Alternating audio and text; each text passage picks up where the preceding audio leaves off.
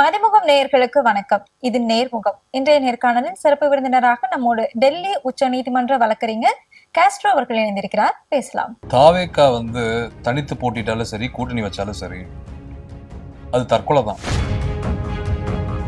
தக்கூரிகளுக்கும் அணில் குஞ்சுகளுக்கும் விஜய்க்கும் தாவேக்கா நிர்வாகிகள் அனைவருக்குமே சவக்குழியை தான் தமிழ்நாட்டு மக்கள் தோண்டுவாங்க 2026. 5 to 10% ஓட் பேங்க் கண்டிப்பா தாவேக்கா வாங்க. அதை நான் உறுதியா சொல்லுவேன். மார்ட்டின் குடும்பம் நாசமா போனது காரணமே இந்த ஆதவர்ஜனா. ஒரு பாஜக RSS ஏஜென்ட் ஆதவர்ஜனா, பாஜக RSS பப்பட்டு கைக்கூலி. தாவேக்காவையும் விஜயையும் கண்ட்ரோல் எடுத்து வச்சிருக்கிறான். தமிழ்நாட்டு ஆட்சியை கைப்பற்றிட்டாங்கன்னா இந்த 4 லட்சம் கோடி பட்ஜெட் யார் போடுவா? அந்த அரசு தானே போடும். அப்ப இவங்க என்ன பண்ணுவாங்கன்னா அதானி அம்பானிக்கு தமிழ்நாட்டை கொடுத்துருவாங்க. சும்மா யாரும் செலவு பண்ணுவானா? அரசியல் 100 கோடி, அவன் 100 கோடி செலவு பண்றானா, அவன் ஏன் 10,000 கோடி? டயா பூஸ்டர் சுகரை கண்ட்ரோல் பண்ணும், உங்க ஆரோக்கியத்தை மீட்டு தரும். சர்க்கரையை கட்டுப்படுத்துறதுக்கான எளிமையான வழிமுறை, இயற்கையான வழிமுறை. அனைத்து மருந்து கடைகளிலும் கிடைக்கும்.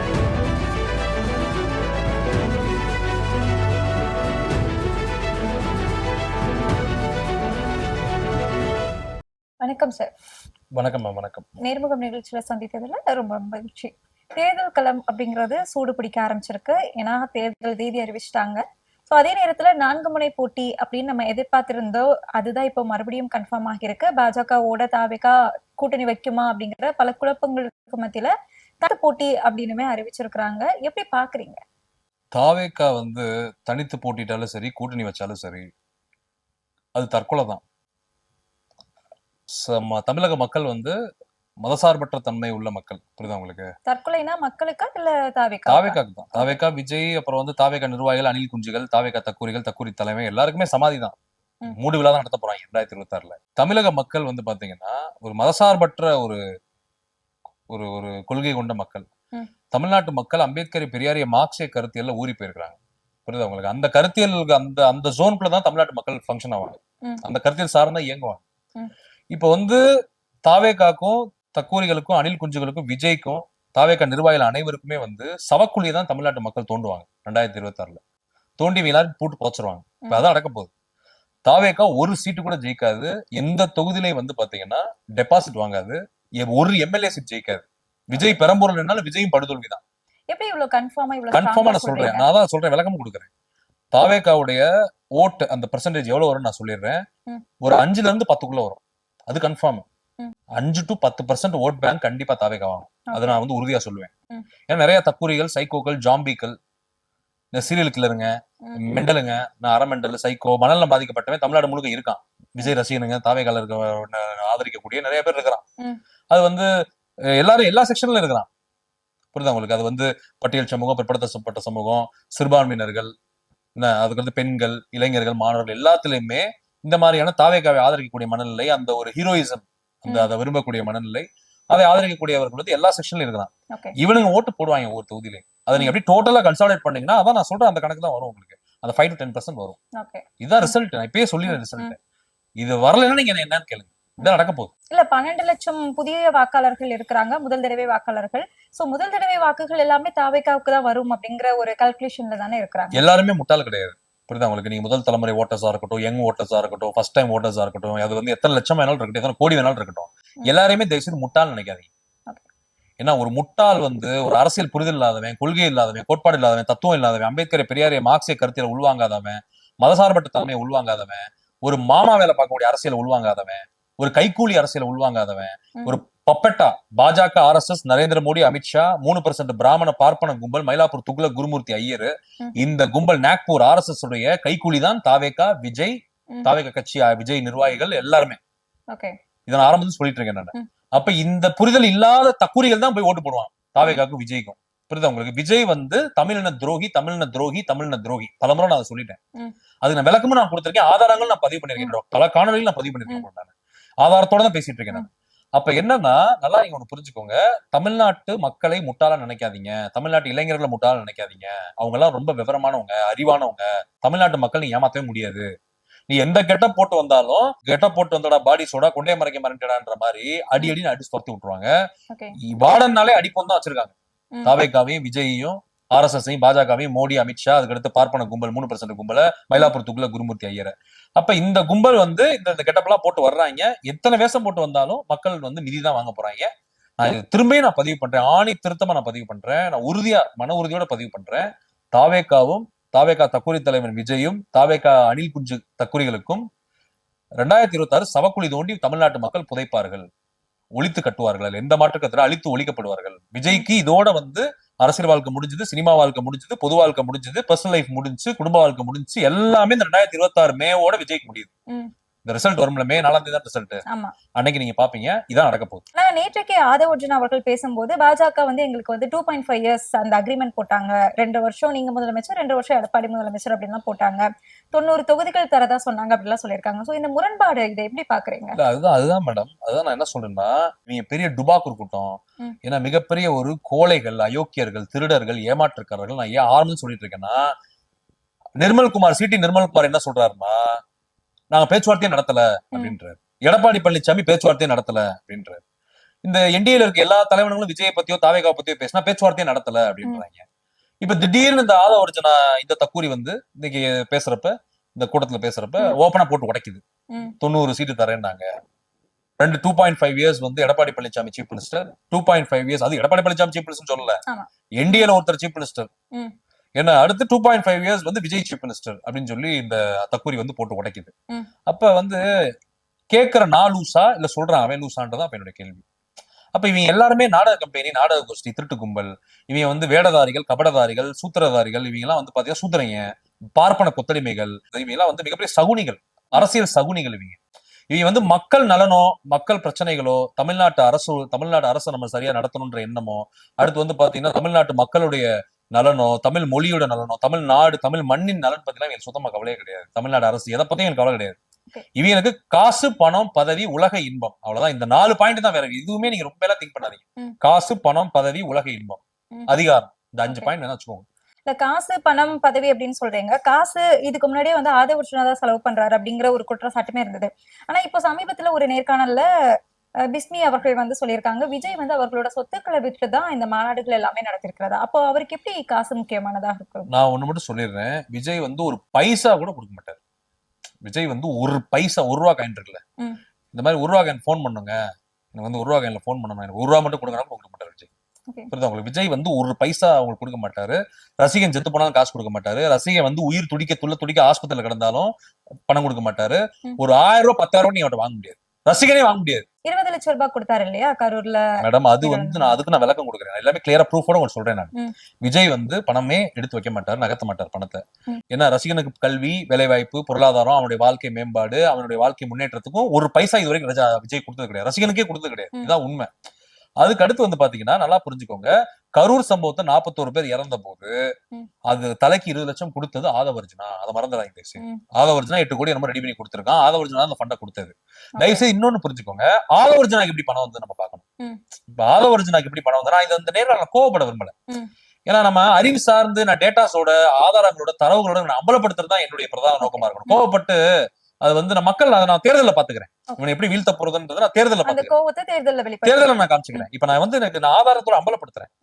ஆதவ அர்ஜுனாக்கு வந்து பாத்தீங்கன்னா மேடம் நல்லா புரிஞ்சுக்கோங்க, வடகிழக்கு மாநிலங்கள் இருக்கு, இந்தியாவில் இருக்கக்கூடிய வடகிழக்கு மாநிலங்கள், நாகாலாந்து, மிசோராம், அசாம், அந்த வடகிழக்கு பகுதிகள், வெஸ்ட் பெங்கால், அப்படியே நீங்க வாங்க, அப்படியே வந்து நீங்க வந்து மணிப்பூர், அதுக்கப்புறம் மிசோராம், அருணாச்சல் பிரதேஷ், இந்த வடகிழக்கு இந்தியாவுடைய வடகிழக்கு மாநிலங்கள்ல பாத்தீங்கன்னா லாட்ரி பிசினஸ் கொண்டு போய் யாரு பண்றா? லாட்ரி மார்டின் பண்றாரு. யாரு? ஆதவ அர்ஜுனாவோட மாமனார்.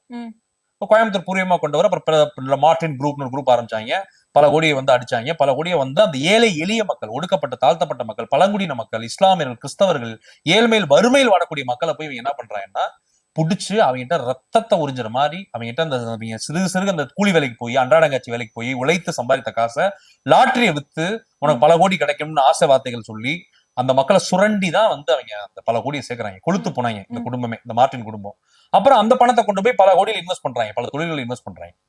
நீங்க மார்டின் ஃபேமிலி எந்தெந்த தொழில் பண்ணாலும் சரி, இப்ப லட்சிய கட்சின்னு ஒண்ணு ஆரம்பிச்சிருக்காங்க புதுச்சேரியில, எல்லாமே ஏழைகளுடைய பணம், ஏழைகளிடம் சுரண்டி ரத்தத்தை உறிஞ்சிய பணம் தான் அந்த பணம்ன்றதை தயவுசெய்து மறந்துடாதீங்க. நீங்க லீமா மார்டினா இருக்கட்டும், இப்ப மார்டினோட பையன் இன்னொரு மார்டின் இருக்கிறாரு, நம்ம ஜோஸ் மார்டின் அவர் இருக்கிறாரு, இவங்க எல்லாருமே வந்து பாத்தீங்கன்னா மக்கள் ஏழைகளை சுரண்டியவர்கள், ஏழைகளை அழித்தவர்கள், ஒழித்தவர்கள். அவர்கிட்ட இருந்து சுரண்டிய பணம் தான், ரத்தத்தை போல உறிஞ்சிய பணம் தான். இப்ப அந்த பணத்தை வந்து மார்ட்டின் சுருட்டுறாரு, பல்லாயிரம் கோடி சேர்க்கிறாரு. கோயம்புத்தூர் பேஸ்ட் பிசினஸ் மேன் அவரு. ஏன்னா உலக நாடு முழுக்க பல தொழில் பண்றாரு, இன்வெஸ்ட்மெண்ட்ஸ் பண்றாரு, பல கோடி டர்ன் ஓவர் ஆகுது, பல ப்ராஃபிட்ஸ் வருது, பல வழிகள்ல இருந்து உங்களுக்கு வந்து பொருள் செய்யறது. இல்லீகல் எல்லாமே, லீகலே கிடையாது.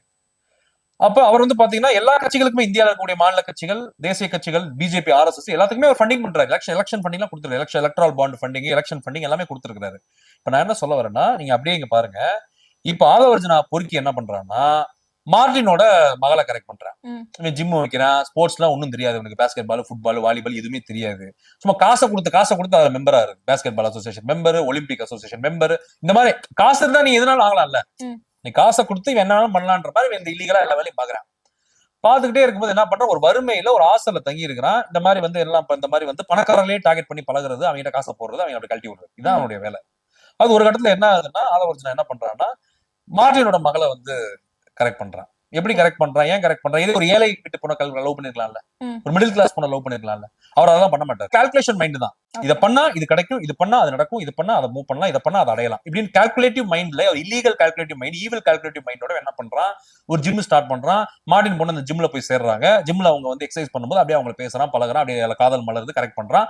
எது கரெக்ட் பண்றான்? இவங்க பல கோடி சொத்து இருக்கு. இந்த பொண்ணு நம்ம லவ் பண்ணி கல்யாணம் பண்ணிட்டோம், மார்டின் சொத்துல இருந்து நம்ம ஷேர் வாங்கிடலாம். அப்படிதான் வந்து மார்டின் மகளை ஊத்துனா. இன்னைக்கு மார்டின் குடும்பம் நாசமா போனதுக்கு காரணமே வந்து இந்த ஆதவர்ஜனா தான். மனைவியில இருந்து, மார்டினோட மகன்கள்ல இருந்து, மார்டின் அவர்கள் இருந்து எல்லாருமே வந்து, எனக்கு மார்டினோட தனிப்பட்ட மரியாதை இருக்காரு. ஏன்னா அவர் வந்து கொள்ளையடிச்சாரு, காசு சேர்த்தாரு நம்ம சொல்றோம்.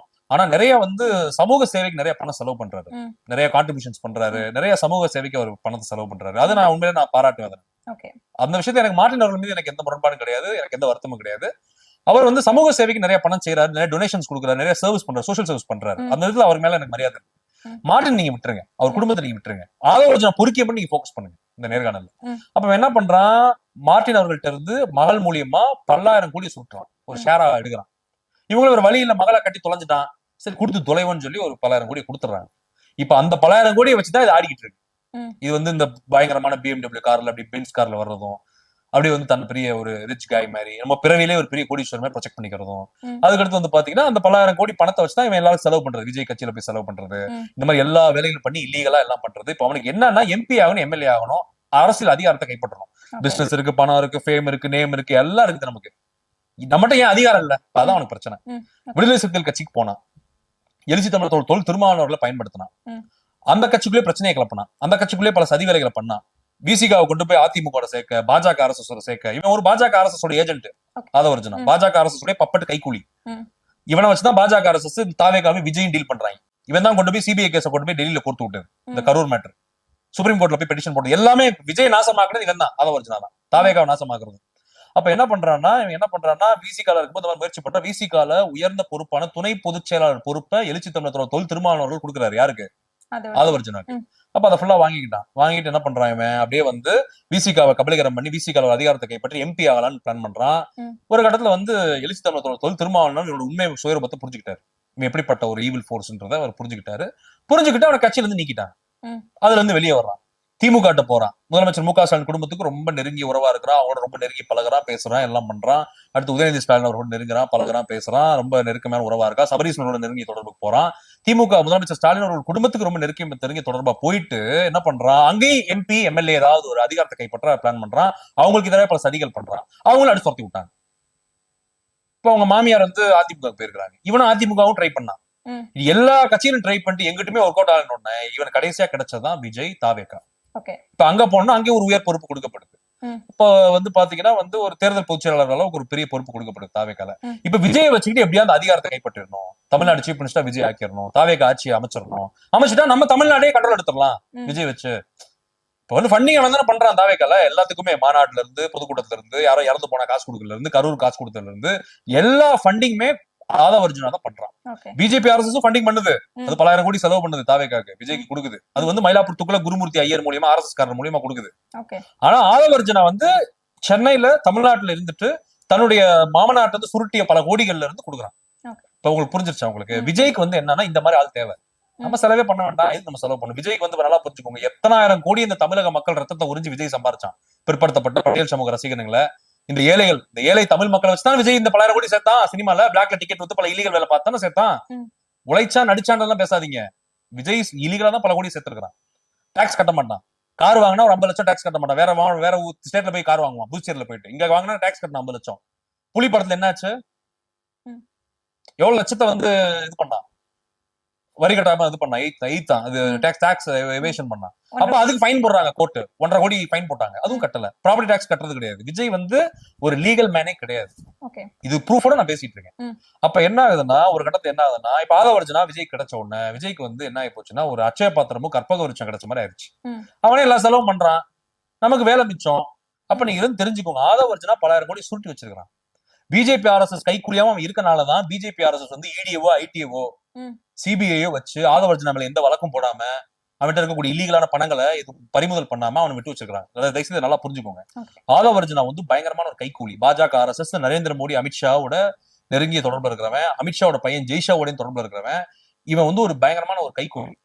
இந்த கைக்கூலி என்ன பண்றான்னா, அவங்களுக்கு ஆதரவாகவும் இருப்பான். தாவேகால வந்து விஜய் இப்ப வந்து கண்ட்ரோல் எடுத்து வச்சிருக்கான். தாவேகால ஆதவர்ஜனா கிடையாது, தாவேகாவையும் விஜயும் கண்ட்ரோல் எடுத்து வச்சிருக்கான். சப்போஸ் நம்ம அதிகாரத்தை கைப்பற்றிட்டா தமிழ்நாடு ஸ்டேட்டை நம்ம எப்படியாவது கபலீகரம் பண்ணலாம். இல்ல, நீங்க சொல்ற மாதிரிதான் இந்த தனித்து போட்டி அப்படிங்கறதையுமே வந்து விஜய் அறிவிக்கல, ஆதவர்ஜனா அவர்கள் தான் விஜய் சார்பா வந்து அறிவிச்சிருக்காங்க. அதே மாதிரி கோட் ஆஃப் கண்டக்ட் வந்து நடைமுறைக்கு கொண்டு வந்துட்டாங்க அப்படின்னா விஜய் வந்து மூளை முடுக்க எல்லாமே வந்து பிரச்சாரம் செய்ய போவாரு அப்படின்னு சொல்லிட்டு ஆதவர்ஜனா தான் சொன்னாரு. ஆனா அவருக்கு பதிலாக ஆதவர்ஜனா அவர்கள் தான் நேற்றுக்கு அந்த கூட்டம் கூட போட்டிருக்காரு. சோ நீங்க சொல்றதெல்லாம் வச்சு பார்க்கும்போது விஜய் வந்து என்ன நிலைமையில தாவேக்காவுல இருக்கிறாரு? அதான் மேடம், ரொம்ப நான் வந்து எளிமையா விளக்க விரும்புறேன் உங்களுக்கு. ஆதவர்ஜனா வந்து பாத்தீங்கன்னா நல்லா ஒரு பிளான் ஸ்கெட்ச் போட்டு வச்சிருக்கான். என்னன்னா, இது மிகப்பெரிய சதி, இது தமிழ்நாட்டை அழிக்கக்கூடிய மிகப்பெரிய சதி. இது சாதாரண சப்ஜெக்ட் மேட்டர் கிடையாது நான் பேசுறது. தமிழ்நாட்டுடைய பட்ஜெட் வந்து 4.5 லட்சம் கோடி. புரியுதா உங்களுக்கு? நீங்க பாஜக இருக்கட்டும், ஆர்எஸ்எஸ் இருக்கட்டும், குஜராத் கும்பலா இருக்கட்டும், மோடியா இருக்கட்டும், நரேந்திர மோடி, அமித்ஷா, அப்புறம் அதானி, அம்பானி, இந்த எல்லா கும்பலுக்குமே, இந்த பார்ப்பன கும்பல், 3% பிராமண கும்பல், மயிலாப்பூர் துக்ள குருமூர்த்தி ஐயர், இவங்க எல்லாருக்குமே பிளான் என்னன்றது தயவுசெய்து புரிஞ்சுக்கோங்க. இதை வந்து தயவுசெய்து நான் போட்டு உடைங்க. ஒரு மிகப்பெரிய நான் சதி அம்பலப்படுத்துறேன். தமிழ்நாட்டோட பட்ஜெட் வந்து 4.5 லட்சம் கோடி. இப்ப இவங்க ஏன் துடிக்கிறாங்க தெரியுமா? இந்த ஆதவர்ஜனால இருந்து, இந்த விஜய்ல இருந்து, இந்த தாவேகால இருந்து, இந்த என்டிஏ கூட்டுல இருக்கவங்க எல்லாருமே ஏன் துடிக்கிறாங்க தெரியுமா? தமிழ்நாட்டு ஆட்சியை கைப்பற்றணும்னு. தமிழ்நாட்டு ஆட்சியை இவங்க கைப்பற்றிட்டாங்கன்னா அந்த 4.5 லட்சம் கோடி பட்ஜெட் யார் போடுவா? அந்த அரசு தானே போடும். அப்ப இவங்க என்ன பண்ணுவாங்கன்னா, அதானி அம்பானிக்கு தமிழ்நாட்டை கொடுத்துருவாங்க. இங்க இருக்கக்கூடிய வளங்கள், நியூட்ரினோ திட்டம், அந்த திட்டம், இந்த திட்டம், உங்களுக்கு சொல்றது புரியுதா உங்களுக்கு? எல்லா திட்டங்களையுமே கொண்டு வந்துருவாங்க. நாசகார திட்டங்கள் எல்லாம் தமிழ்நாடு கொண்டு வந்துருவாங்க. தமிழ்நாட்டுடைய வளங்கள் பாத்தீங்கன்னா எல்லா வளங்களுமே தமிழ்நாட்டுல இருக்கு. நீர் வளம், நில வளம், கடல் வளம், மலை வளம், எல்லா வளங்களும் உங்களுக்கு தமிழ்நாட்டுல இருக்குது. இல்லாத வளமே கிடையாது. நீங்க காஷ்மீர் டு கன்னியாகுமரி, நீங்க சென்னை டு கன்னியாகுமரி எடுத்துக்கிட்டீங்கன்னா தமிழ்நாட்டுல இல்லாத வளங்கள் எந்த ஸ்டேட்லயுமே இந்தியால கிடையாது. நீங்க மினரல்ஸ், நீங்க வந்து பாத்தீங்கன்னா எல்லாமே சாண்ட் மைன்ஸா இருக்கட்டும், நீங்க வந்து வாட்டர் ஃபெசிலிட்டியா இருக்கட்டும், எல்லாமே உங்களுக்கு தமிழ்நாட்டுல இருக்கு. அக்ரிகல்ச்சர்ல இருந்து இல்லாத வளங்களே கிடையாது தமிழ்நாட்டுல. தமிழ்நாடு ஒரு சொர்க்க பூமி மாதிரி இந்தியால. அப்ப என்ன பண்றாங்கன்னா, 4.5 லட்சம் கோடி பட்ஜெட்னா நீங்க ஒண்ணுமே பண்ண வேண்டாம். நீங்க அதானி அம்பானிக்கு தமிழ்நாட்டை கொடுத்தீங்கன்னு வச்சுக்கோங்க, இங்க இருக்க ஏர்போர்ட், ஹார்பர், இங்க இருக்கக்கூடிய எல்லாத்தையும் கொடுத்தீங்கன்னு வச்சுக்கோங்களேன், ஆட்டோமேட்டிக்கா வந்து அதானி அம்பானிக்கு தான் அந்த கவர்மெண்ட் நடக்கும். இவங்க வந்தா என்னாலே, தாவேகா விஜய் வந்தாலும் சரி, ஆதவர்ஜனா வந்தாலும் சரி, பிஜேபி ஆர்எஸ்எஸ் என்டிஏ யார் வந்தாலும் சரி, அப்ப என்ன பண்ணுவாங்கன்னா அவங்களுக்கு எல்லாத்தையும் இப்ப எப்படி இந்தியா கொண்டு போய் வித்துட்டாங்கல்ல அதானி அம்பானிட்டு, அது மாதிரி தமிழ்நாட்டையும் வித்துருவாங்க. மொத்தமா வித்துட்டு நீங்க ஒண்ணும் வேண்டாம், ஒரு 20% கமிஷன் மட்டும் நீங்க எவ்ரி இயர் நீங்க வாங்குங்க. வருஷத்துக்கு 4.5 லட்சம் கோடியில ஒரு 20% கமிஷன் மட்டும் நீங்க அதானி அம்பானிட்டு வாங்கிக்கோங்க. எவ்வளவு வரும் கமிஷன்? அதுவே 1.5 லட்சம் கோடி வரும். சொல்றது புரியுதா உங்களுக்கு? 4.5 லட்சம் கோடியில நீங்க 20% கமிஷன் போடுங்க. ஒரு ஒரு ஒரு 1 lakh crore இருந்தாலே போதும். அப்ப அந்த 1 lakh crore இவங்க எவ்வளவு வச்சுக்குவாங்க? ஆதவர்ஜனாவா இருக்கட்டும், விஜயா இருக்கட்டும், இந்தியால இருக்கக்கூடிய பார்ட்னர்ஸ் தலைக்கு ஒரு 2000 கோடி வராது, ஒரு 5000 10,000 கோடி வராது. படத்துல கூட இந்த சம்பாத்தியம் நம்ம பண்ண முடியாது. தொழில் பண்ணா கூட இந்த சம்பாத்தியம் நம்ம பண்ண முடியாது. அரசியலுக்கு வந்து நம்ம ஆட்சி அதிகாரத்தை கைப்பற்றி அதானி அம்பானி கைக்கூலியா இருந்து நம்ம செயல்பட்டோம்னா ஒரு ஸ்டேட்ல உங்களால 1 லட்சம் கோடி சம்பாதிக்க முடியும். நீங்க சொல்ற மாதிரி அது எப்படி ஒட்டுமொத்தமா அந்த ஒட்டுமொத்த பட்ஜெட்டையும் அதானி அம்பானி கிட்ட போய் ஒப்படைக்க முடியும்னு நீங்க இவ்வளவு இதா சொல்றீங்க? ஆமா ஆமா, அதான் நடந்துட்டு இருக்கு இந்தியா முழுக்க. இந்தியன் கவர்மெண்ட் வந்து பார்லிமெண்ட்ல எதுக்கு லாஸ் பாஸ் பண்ணுது? ஃபார்முலாஸ் எடுத்துக்கோங்க, வேளாண்மை சட்டங்கள் எடுத்துக்கோங்க, லாஜிஸ்டிக்ஸ் ஆக்ட்னு ஒரு ஆக்ட் கொண்டு வந்தாங்க. இப்ப லாஜிஸ்டிக்ஸ்னு ஒரு லா கொண்டு வந்தாங்க. அதெல்லாம் யார் கொண்டு வந்தாங்க சொல்லுங்க நீங்க? இது நிறைய சட்டங்கள் நான் பட்டியலிடுவேன். அதானி அம்பானிக்கு ஃபேவரா தானே எல்லாமே பண்ணிட்டு இருக்காங்க. லாஸ் எல்லாமே இந்தியா முழுக்க. ஹார்பர் யார் கையில இருக்கு? ஏர்போர்ட் யார் கையில இருக்கு? இந்தியாவோட வணிக வளாகங்கள் யார் கையில இருக்கு? இந்தியன் கவர்மெண்ட் எல்லாமே பிரைவேடைஸ் பண்ணிட்டான். ஏர் இந்தியால இருந்து எல்லாமே பிரைவேடைஸ்ட். ஏதாவது கவர்மெண்ட் கையில இருக்குதா? கவர்மெண்ட் ஆஃப் இந்தியா கையில இருக்குதா? சொல்லுங்க நீங்க. ஒரு துறை இருக்கா கவர்மெண்ட் ஆஃப் இந்தியா கையில? சொல்லுங்க நீங்க. நீங்க வந்து எரிசக்தியில இருந்து நீங்க வந்து பெட்ரோல், டீசல், ஹார்பர், ஏர்போர்ட், இப்படி எடுத்துக்கோங்க. எல்லாமே நீங்க அக்ரிகல்ச்சர் யார் டிசைட் பண்றா? அப்ப பாருங்க, நீங்க எல்லாமே அதானி அம்பானி கையில போயிருச்சு. இந்தியால எல்லாமே சோல்ட் அவுட். அப்ப தமிழ்நாடு மட்டும் தப்பிச்சுக்கிட்டே இருக்குதுல்ல. தமிழ்நாடு மட்டும் அதானி அம்பானி கண்ட்ரோல் இல்ல கம்ப்ளீட்டா. அப்ப அதுக்கு தான் அந்த ஸ்டேட்டை கைப்பற்றணும். லட்சதீப போய் அடிச்சாங்க தெரியுமா உங்களுக்கு? RSS பிஜேபி போய் லட்சதீப்ல போயிட்டு அங்க இருக்க முஸ்லிம்ஸ் அடிச்சு துரத்துறாங்க. அந்த தீவையை கைப்பற்றுறாங்க. எதுக்கு? அதானி அம்பானிட்ட கொடுக்க. ஆரவல்லி ஹில்ஸ் என்னாச்சுன்னு தெரியும் உங்களுக்கு? ஆரவல்லி ஹில்ஸ் கொண்டு போய் அதானிட்ட கொடுத்தாங்க. தெரியும் உங்களுக்கு? ஆரவல்லி ஹில்ஸ் பெரிய பிரச்சனையாச்சு இல்ல. இப்ப நீங்க பேட் செஞ்சுரியில இருந்து, ஜூல இருந்து, அனிமல் செஞ்சுரியில இருந்து இந்த நாட்டில் இருக்கக்கூடிய எல்லா கல்வி நிலையங்கள் வரைக்கும் எல்லாமே அதானி அம்பானிக்கு போயிருச்சு. அப்ப நீங்க பாருங்க, அப்ப பிரைவேடைசேஷன்ன்றது தேவைதானா? இல்லைன்னு சொல்ல. எல்லாமே கேபிட்டலிசம் ஆச்சு நீங்க உலகமே. குளோபலைசேஷன், பிரைவேடைசேஷன், லிபரலைசேஷன் நம்ம பேசுறோம். ஆனா இவன் என்ன பண்ற? எக்ஸ்ட்ரீம் பிரைவேடைசேஷன் பண்ணி கம்ப்ளீட் பிரைவேடைசேஷன் முடிஞ்சு. கவர்மெண்ட் கையில எதுவுமே கிடையாது. உன்ட்ட ஒரு ஏர்வேஸ் இருக்குதா? உன்ட்ட ரயில்வேஸ் இருக்குதா? ரயில்வேஸ் பிரைவேடைஸ் பண்ணிட்ட. உன்ட்ட ஏதாவது ஒண்ணு இருக்கா? பஸ் இருக்கா? உன்ட்ட டிரான்ஸ்போர்டேஷன் ஏதாவது இருக்குதா? உங்க கண்ட்ரோல் இருக்குதா? எல்லாமே நீ பிரைவேடைஸ் பண்ணிட்ட. அதானி அம்பானி கையில கொடுத்துட்ட. நீங்க அம்பானி போய் 300 பில்லியன் செட் பண்றான். எங்க? அமெரிக்கால கலிபோர்னியா மாகாணத்துல போய் டெக்சாஸ்ல வந்து செட் பண்றான். என்னது? ஆயில் ரிஃபைனரி செட் பண்றான். க்ரூட் ஆயில் வருது வெனிசுலால இருந்து. அதை ஃபுல்லா வந்து சுத்திகரிப்பு பண்ணி பெட்ரோலாவும் டீசலாவும் அமெரிக்கா கொடுக்குறான். அப்ப அந்த $300 பில்லியன் யாரோட பணம்? அதானி அம்பானி பணம். அது இந்திய மக்களுடைய வரி பணம். சொல்ல புரியுதா உங்களுக்கு? அதனாலதான் மேடம் நீ விஜய் மல்லையா எல்லாத்தையும் ஒழிச்சாருங்க. விஜய் மல்லையா, முகுல் சோஸ்கி, நிராவ் மோடி, லலித் மோடி, இந்தியாவில் இருக்கக்கூடிய எல்லா பிசினஸ் மேன்ஸையுமே நீங்க மகேந்திரால இருந்து நீங்க வந்து பாத்தீங்கன்னா வந்து எல்லா பிசினஸ் மேன்ஸ், அஜீம் பிரேம்ஜில இருந்து நாராயணமூர்த்தில இருந்து யாரையுமே டாப்ல வளர விடல. நல்லா புரிஞ்சுக்கோங்க. நீங்க எத்தனையோ பிசினஸ் மேன்ஸ் இருக்காங்க இந்தியா. டாட்டாவை நீங்க எடுத்துக்கோங்க, ரத்தன் டாட்டா எடுத்துக்கோங்க. ஏன் அவங்க இந்தியாவில உலக லெவல்ல போல? ஏன் வரல? உலகத்தோட டாப் 10 பணக்கார லிஸ்ட்ல எப்படி அதானி அம்பானி வந்தாங்க கடந்த 10 வருஷத்துக்குள்ள? இதெல்லாம் நீ கனெக்ட் போட்டு பாருங்க. இது எல்லாமே வந்து பிளான்ட் கான்ஸ்பிரசி. அதுக்கு தான் இவனுங்க அரசியல் இருந்து ஒர்க் பண்ணிட்டு இருக்காங்க. இந்த கைக்கூலிங்க இவங்க எல்லாம் அங்க பணத்தை வாங்கிட்டு அதானி அம்பானி போற பிச்சையை வாங்கிட்டு ஒண்ணு இல்ல. ஏடிஎம்கே போய் ட்ரை பண்ணிச்சா இல்லையா அதானி மீட் பண்ணி எலெக்ஷன் ஃபண்டிங் பண்ணுங்கன்னு சொல்லி? யாரை ட்ரை பண்ணா? எடப்பாடி பழனிசாமியோட பையன் மிதுன் பழனிசாமி போய் ட்ரை பண்ணா. அதானி அம்பானி மீட் பண்ணி எங்களுக்கு வந்து ஃபண்டிங் பண்ணுங்க எலெக்ஷனுக்கு. அம்பானியோட வெட்டிங் போனாங்களா இல்லையா? அவங்க அதானி ஃபேமிலி வெட்டிங் போனாங்களா இல்லையா? எல்லாருமே சொல்லுங்க நீங்க. அதுதான் நான் சொல்றேன். இவங்க வந்து எப்படிப்பட்டவங்க நீங்க தெரிஞ்சுக்கோங்க. இது ஒரு மிகப்பெரிய கான்ஸ்பிரசி. இது ஒரு இப்ப இன்டர்நேஷனல் கார்பரேட் விரும்ப மாட்டான். அதானி அம்பானி வரக்கூடாது, இந்தியா முன்னேறக்கூடாது. அமெரிக்கா ஓபனா த்ரெட் பண்றான்ல இந்தியால வந்துட்டு. நான் இந்தியாவை சைனா மாதிரி வளர விட மாட்டோம். நடந்த சம்பவமா இல்லையா? போன வாரம் நடந்துச்சா இல்லையா? அப்படி இப்படி நீங்க கனெக்ட் பண்ணி பாருங்க. இது ஒரு மிகப்பெரிய சர்வதேச சதி. அதோட ரெப்ரஸன்டேட்டிவா தான் அந்த ஆதவர்ஜனா இருக்கிறான். என்னன்னா அந்த ஸ்டேட் ஆட்டைய போடணும். ஆட்டைய போட்டு லாட்டரியில நீங்க எவ்வளவு நம்ம சம்பாதிக்க முடியும்? சில ஆயிரம் கோடி தான் நம்ம சம்பாதிக்க முடியும். அரசை கைப்பற்ற 1 லட்சம் கோடி நீங்க சம்பாதிக்க முடியும் மேடம். அதுதான் இவங்க எல்லாருமே பிளான். அந்த பிளான்ல ஆதவர்ஜனா இப்ப பக்காவா ஒர்க் பண்ணிட்டு இருக்கிறான். அதான் ஆதவர்ஜனா வந்து என்ன பண்றான்னா இந்த ஸ்டேட்டை கைப்பற்றி இந்த ஸ்டேட்ல இருக்கக்கூடிய பெரிய ஒரு கார்பஸ் வந்து நம்ம அடிக்கணும், ட்ரெஷரியை நம்ம அடிக்கணும்ன்றதான் இப்ப பிளான். இது மிகப்பெரிய சதித்திட்டம். அதுக்கு தான் இந்த விஜய் கூத்தாடி கைக்கூலிய, இந்த தக்கூரி கைக்கூலிய விஜய இறக்கி விட்டுருக்காங்க அரசியல்ல. புரியுதா உங்களுக்கு? எதுக்குன்னா இப்ப வந்து திமுக மதசார்பற்ற ஜனநாயக கூட்டணி இதை பண்ணாது.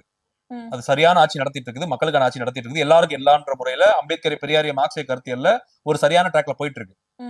ஆனா இந்த கும்பல் இருக்கு பாருங்க, இந்த கும்பல் கொள்ளையடிக்கிற கும்பல். இப்ப விஜயே அதான் ஆசைப்படுறாரு. என்னன்னா நம்ம ஒரு வருஷத்துக்கு 2 படம் நடிச்சா எவ்வளவு வரப்போகுது நமக்கு? ஒரு படத்துக்கு 250 கோடி வச்சுக்கோங்க. இந்தியாலே ஹையஸ்ட் பெய்ட் ஆக்டர் 300 கோடின்னு கூட வச்சுக்கோங்க. ஒரு படத்துக்கு மினிமம் எவ்வளவு பண்ணுவீங்க நீங்க? ஒரு வருஷத்துக்கு 2 படம் நடிச்சா எவ்வளவு? ஒரு 600 கோடி தான் வரும். இது ஸ்பாட் பேமெண்ட் 10,000 கோடி. சொல்ல புரியுது உங்களுக்கு? அதனாலதான் அந்த ஆதவர்ஜனா வந்து என்ன பண்றான், அவன் இருக்கக்கூடிய இந்த சில ஆயிரம் கோடிகள்லாம் வந்து ஒரு எலும்பு துண்டு மாதிரி போடுறான். அவங்க அடிக்க போற 1.5 லட்சம் கோடி கமிஷனுக்கு, 4.5 லட்சம் கோடி தமிழ்நாடு பட்ஜெட்டுக்கு இவன் செலவு பண்றது 100 கோடி 50 கோடி எல்லாம் இருக்கு பாருங்க. இந்த 8 கோடி கரூருக்கு கொடுக்கறது, மாநாட்டுக்கு ஒரு 3 கோடி செலவு பண்றது, ஒரு மாநாட்டுக்கு ஒரு 4 கோடி செலவு பண்றதெல்லாம் வந்து பாத்தீங்கன்னா ஒரு எலும்பு துண்டு மாதிரி. நாய்க்கு எலும்பு துண்டு போடுறோம்ல அந்த மாதிரி. அவன் அந்த எலும்பு துண்டு ஏன் போடுறான்னா அவன் பெரிய பிளான்ல இருக்கிறான். ஆதவர்ஜனா சும்மா யாராவது 100 கோடி செலவு பண்ணுவானா அரசியல்ல? சொல்லுங்க நீங்க. மக்களுக்கான யாராவது செலவு பண்ணுவானா? சொல்லுங்க நீங்க. சும்மா யாராவது செலவு பண்ணுவானா அரசியல் வந்து 100 கோடி? அவன் 100 கோடி செலவு பண்றான்னா அவன் ஏன் 10,000 கோடி? அதை மறந்துடாதீங்க. விஜய் வந்து ஐயோ சினிமா விட்டு வந்துட்டாரு, எங்க தளபதி மக்களுக்காக வந்துட்டாரு, உச்சத்துல இருந்தாரு, மிச்சத்துல இருந்தாரு, உச்சா போயிட்டு இருந்தாருலாம் பேசுவானுங்க. புரியுது உங்களுக்கு? நான் என்ன சொல்றேன்னா உச்சத்துல இருந்து வந்தாருன்னா எதுக்கு வந்தாரு? அங்க 250 கோடி 300 கோடி ஒரு படத்துக்கு. அரசியலுக்கு வந்தா பல லட்சம் கோடி, இன்னும் பெரும் உலக இன்பங்களை அனுபவிக்கலாம். அதுதான் நீங்க புரிஞ்சுக்கோங்க. சார்ட்டர் பிளைட் போட்டு 8 லட்சத்துக்கு சார்ட்டர் பிளைட் வாங்கிட்டு போறது விஜய் போறாருல. சார்ட்டர் பிளைட்டே ஒரு 10 lakhs நம்ம பெர் டே ஸ்பெண்ட் பண்றாரு. அதுக்கு சும்மா வரமாட்டான். சார்ட்டர் பிளைட் டெல்லிக்கும் இந்த தமிழ்நாட்டில் இருக்கக்கூடிய பல மாவட்டங்களுக்கு சுற்றுப்பயணம் போறப்போ வரமாட்டான். இதெல்லாம் சும்மா ஒரு எலும்பு துண்டு பணம். அதெல்லாம் இந்த சார்ட்டர் பிளைட்டுக்கு 10 லட்சம் ஒரு நாளைக்கு செலவு பண்றது, இதெல்லாம் அளவு தான் செலவு பண்றான் எல்லாமே.